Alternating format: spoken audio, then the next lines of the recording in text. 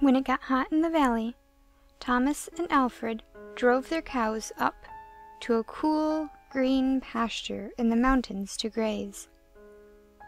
Usually, they stayed there with their cows for 2 months. Then they brought them back down to the valley again. The work was easy enough, but oh, it was so boring. All day, the 2 men tended to their cows. At night, they went back to the tiny hut where they lived. They ate supper and worked in the garden and went to sleep. It was always the same. Then Thomas had an idea that changed everything. "Let's make a doll the size of a man," he said.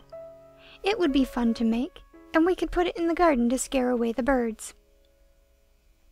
"It should look like Harold," Alfred said. Harold was a farmer that they both hated. They made the doll out of old sacks stuffed with straw. They gave it a pointy nose like Harold's and tiny eyes like his. Then they added dark hair and a twisted frown.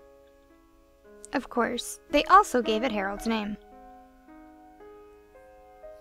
Each morning on their way to the pasture, they tied Harold to a pole in the garden to scare away the birds.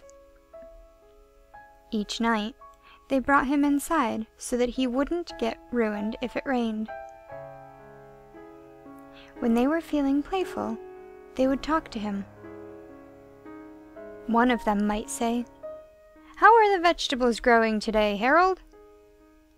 And the other, making believe that he was Harold, would answer in a crazy voice, very slowly. They would both laugh, but not Harold. Whenever something went wrong, they took it out on Harold. They would curse at him and even kick or punch him. Sometimes one of them would take the food that they were eating, which they were both sick of, and smear it on the doll's face. "How do you like that stew, Harold?" he would ask. "Well, you'd better eat it, or else." Then the 2 men would howl with laughter. One night, after Thomas had wiped Harold's face with food, Harold grunted. "Did you hear that?" Alfred asked. "It was Harold," Thomas said. "I was watching him when it happened. I can't believe it." "How could he grunt?" Alfred asked. "He's just a sack of straw.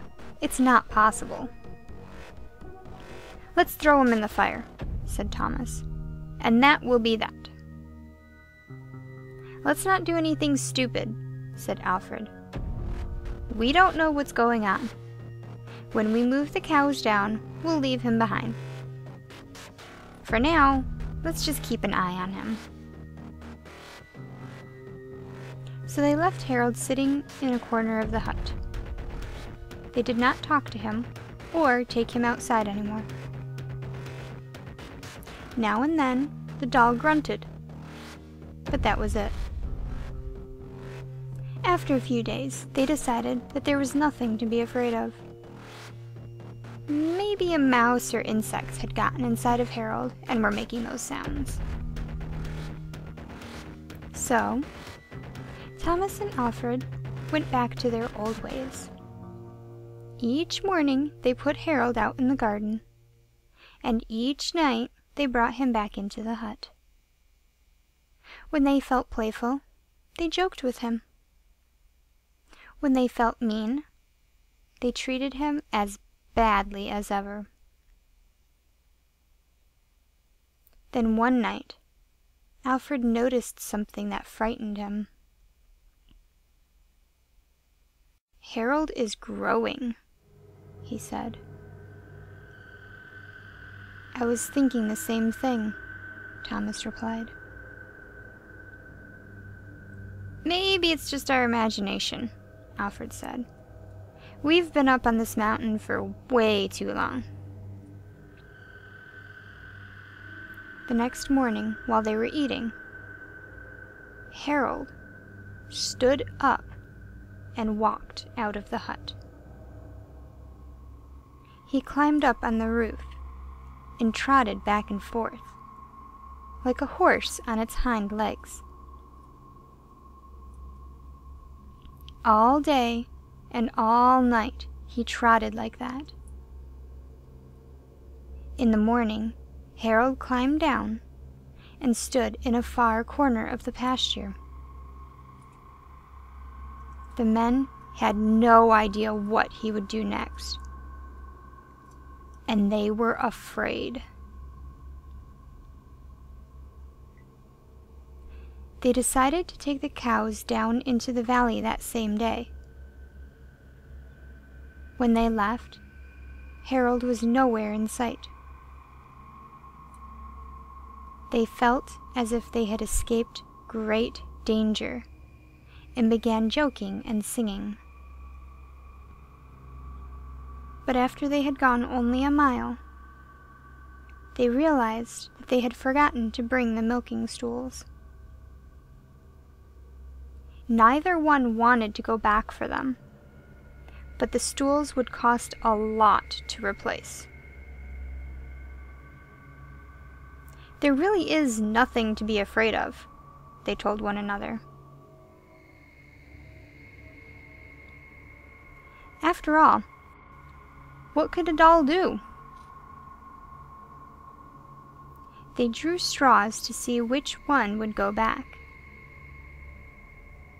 It was Thomas.